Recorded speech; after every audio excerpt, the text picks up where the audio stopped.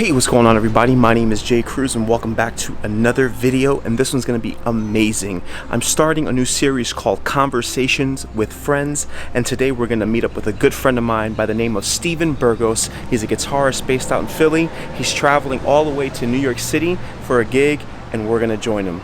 Let's go.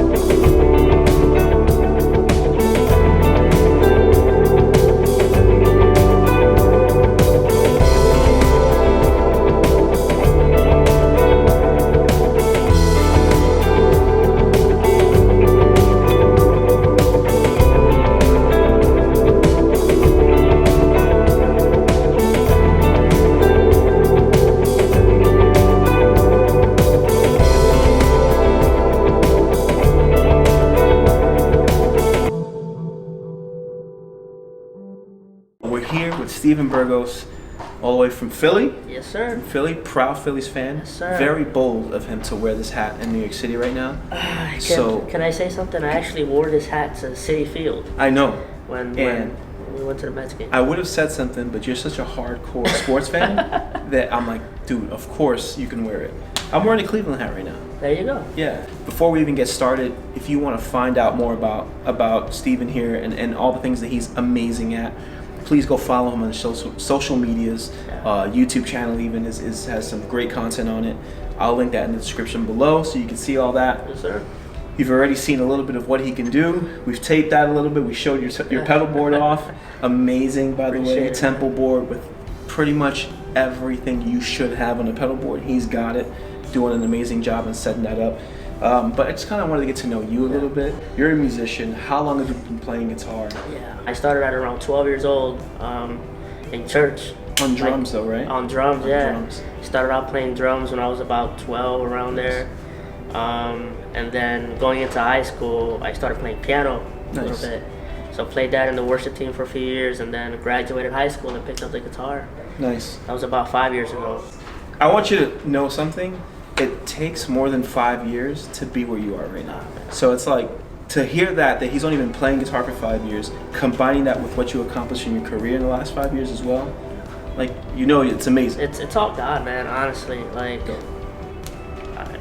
it's weird how things happen. Like, you make these friendship and connections, and you build that, and you know, now where I'm at, man, I'm honestly thankful. So Philly has produced some amazing musicians, especially in the last few years. That whole Philly movement, that style. Yep. How much is that influencing your playing today? Man, a ton, bro. So one of my good friends, his name's Jay Rosato. I don't know if you're familiar with him or you guys are, but he's like pure Philly, man. Like, he's like one of me. You know what I mean? Like, came from North Philly. Like, he loves music. Mm-hmm. He dedicated his time and his passion to it, man. And I'm inspired by that, you know.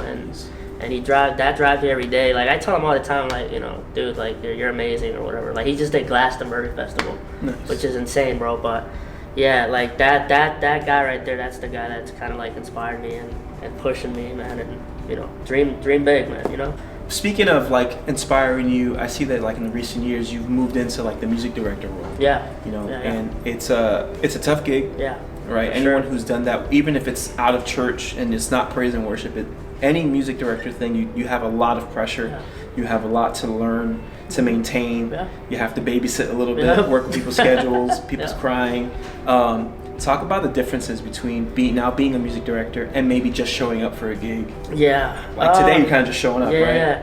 They're pretty much two different worlds, man. I tell you, like, you know, showing up and playing guitar, you get to focus on just playing guitar, playing your parts, work on your tone, and that's pretty much it. You just show up, play, and then you get out.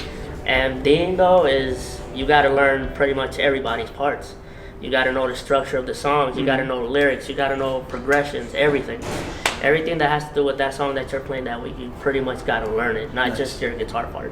Nice. And on top of that, you got to be ready to lead, man. Call out where you're going to go in spontaneous moments. Exactly. So it's a big responsibility, and I take pride in it, man. Nice.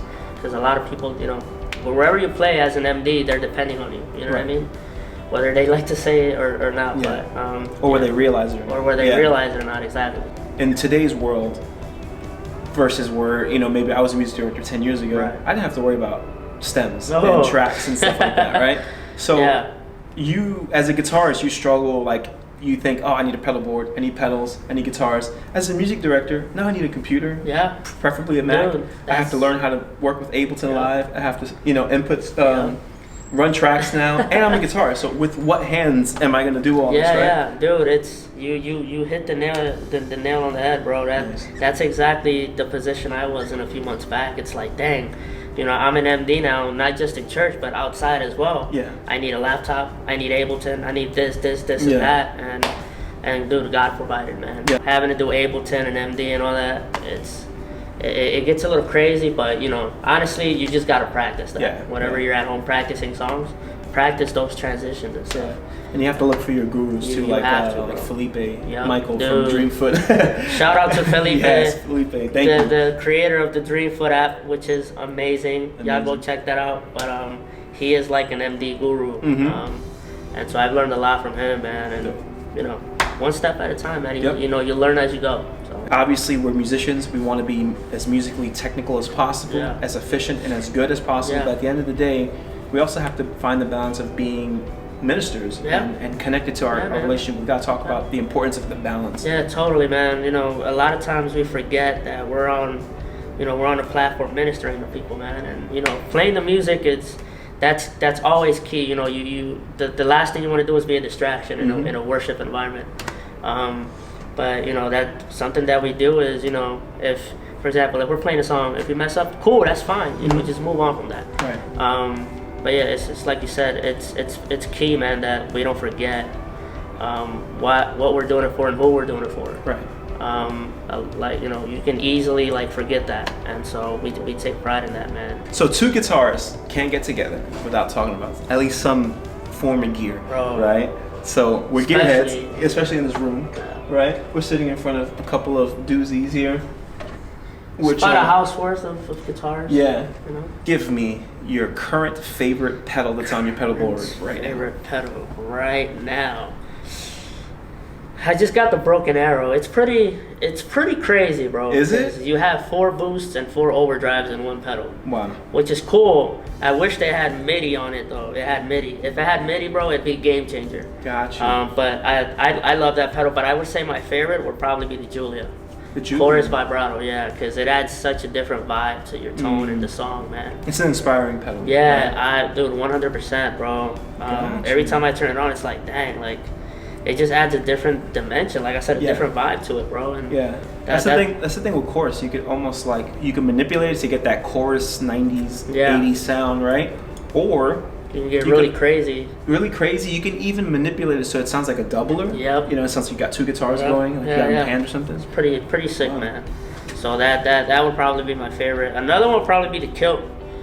That's probably my favorite high gain pedal that I've used. Nice. I'm really picky with overdrives, man, because overdrives can get really saturated and you can't hear what you're playing correctly. Right. You know what I mean? Or they can be nice and clear and you hear everything and punchy. That's that for me. Yeah. So before that, I had like a Dirty Shirley by Friedman. Yeah. And it was just too gainy and too saturated. Yeah, too boxy, bro. Yeah. So I got rid of that and got the Kilt, and dude, I've had that since like September, October, and I haven't replaced it since. I haven't changed it since. That's the one thing. Again, it shows maturity in you that it takes time to recognize that because when bedroom tone, you get these big warm sounds, you think they're going to be great, but as a live musician, you understand you have to cut through a mix, right? Yep, exactly. Top end and mid-range frequencies really help that. 100%. And that's why you see guitarists, you see us all choosing a similar style of pedals, you know, whether they stem from the Tube Screamer days or like the transparent thing, right? It's all cutting through a mix, you know, and that's why you choose pickups that are focused, even, you know. Exactly. Nice. And now that you mentioned the mids thing, a lot of people don't push the mids on their amps. I love pushing mids on amps, bro. It's just it like you said, it drives it through a mix, man. It's the best thing ever. Like probably right then and there, it's not gonna sound as that well. Yeah. But in the mix, it sounds amazing. And one thing you want to do as a musician in any instrument that you play is complement the music. Yeah. That to me is key, and that's the most important thing. Like, are you gonna sound good? Yeah. But I mean, you want to complement the music at the end of the day. You don't want to compete with it. As a young musician, right? There's something that I've noticed about you in following you. I stalk you a little bit on social media, but I'm a little bit older. I won't say how old, but I'm a little bit older. The grays will give me away a little bit, you know, but I'm pushing 100. That's experience, bro. That's experience. That's all. Experience is just bad genetics, whatever. So the one thing I noticed about being a musician today that's hard for me personally, and part of why I'm kind of out of the game a little bit is because it's hard to find the balance that you naturally seem to have found. So, like for example, if I go to your YouTube channel, your Instagram, your Facebook, it's almost consistent in terms of like you're reaching just as many people almost on all platforms, and you have this amazing digital calling card. You have to be a producer, a filmmaker, right? You have to be able to record yourself, do it well, and put it on all platforms. How important is that, and how do you find that balance? That's a really good question. Honestly, man, it's just you just gotta dedicate your time into it, man. You gotta have a passion for it, honestly, and anything that you do, whether it's music, photography, videography, I don't know, something random as like acting or cooking or something. You gotta have a passion for it, man. I'm on staff at church. Nice. And so I don't have to be there every single day. So that gives me a lot of time to be able to do things like recording and videoing and all that stuff and put it in different spots. I mean, you just gotta have passion for it, man. And you gotta love it, man. And I'm just thankful that I took a leap of faith, bro, because like, dude, I don't know if you know, I never went to college or anything. Like, my parents thought I was crazy. But, yeah, you just gotta do it, man. Just take that risk. For all of you out there, if you're wondering, if you're watching this and you're saying, yeah, but it's scary, it absolutely is. It is. You kind of remind me of myself when I was 18. I didn't go to school. I went out there, I started gigging and did it for a living for a long time. And it was hard and it was scary, and opportunities weren't always there, and you had to fight for them. Yeah, bro. And so it does take a lot of faith, a lot of dedication, passion, and time, and clearly you have that. Yeah, man. Dude, not to mention the skill. It's amazing. It's crazy how God works, man. He's put that time into there. He's, like I said, he connected me with the church that's been able to let me do stuff aside from just church. You know what I mean? From MDing, and I've been doing that now for year and a half, full time. So it's been a blessing, bro. That's honestly, great. Being able to reach out to people on social medias and stuff and help out whatever I can. That's perfect. So, yeah, bro. So we've come to the end of this. Sadly, I wish I could talk all day with you because I know that, especially about gear, that would be something. Another thing we can do. Maybe we could dedicate a day for that. What kind of advice would you have for? It doesn't have to just be a guitarist. It could just be a musician, or even somebody who maybe just be watching this, wanting to take the leap of faith and do something full time, jump into it. Obviously it's difficult, scary. Yeah, but for sure. What advice would you give someone, even if it's an older person who is kind of thinking about getting into something, new in their life, I'd say, obviously, you have to take the leap, obviously, but I think the biggest thing, and it might sound cliche, but just depend on God, man. Like, honestly, it's crazy how there's been moments where I'm like, dang, I don't know what I'm gonna do next, this and that, and then boom, I get a phone call for something, and it's something that just keeps you going and it drives you.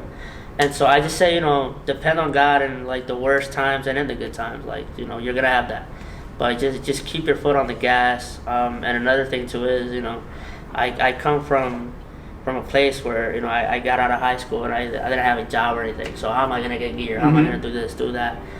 I didn't have a lot, and I used it to my full potential. You know, like whatever you have, use it. It's gonna take you a long way. When I started off, I think about some of the limitations that I had, and I'd listen back to like early recordings of myself and hear the creativity though. Yeah, exactly. Like it may not sound great, it may not be done well, executed well, but it was like, wow, I was really creative for someone who had such limitations, right? Yeah. So definitely push yourself. The more pedals you have, honestly, sometimes you can lose that that creativity. You gotta dial it down a little bit. Yeah. To get there, you gotta go through that beginning. It's a learning thing, man. The more you do it, the more you learn, and the more you realize, okay, I need this. So you start doing stuff to get that. Right. So that's kind of how I, did it. And then you appreciate it. And appreciate like, it. if you go out and buy a Big Sky right now, you'll love it. But if you struggle and trying to figure out how to get that Big Sky sound, when you get it, it's like, I get feeling it. ever. Yeah, exactly. It's the greatest feeling ever. Dope, man. Well, look, thank you so much for taking some time out. Thanks We got for to get having him me, man. back. Yeah, you got to get you back on stage. But it's been a pleasure. Thank you to my boy. Your name again? I'm sorry. Matt, all the way from South Jersey. South Jersey, almost Philly. Helping us out with the camera. Thank you so much to Guitar Center for letting us post up here. All right, guys. Thank you so much. Thank you again, my brother. Thank you for having me, bro. Yes, It's been awesome. a pleasure. All right. So it started raining. Just got back in the car. Just in time before I got completely soaked. It was a long day. I'm super tired, but I'm super thankful and honored to have come out and hung out with such amazing people. I got to see other musician friends I hadn't seen in a really long time. Shout out to them. But most of all, you got to see why I consider Steven such an amazing person, guitarist, and musician overall. Not just his skill, not just his ability, not just his creativity with the instrument, but his humility, his love and his passion for both music, but as well as his relationship with God. I hope you've enjoyed this video. If you like this video, please be sure to comment and let me know that below in the comment section. I have other musician friends who would probably do this for me if I asked. So if you want to see more of this stuff, I'd love to do it, but I need to know you liked it. You know the deal. Please comment, like this video if you haven't done so.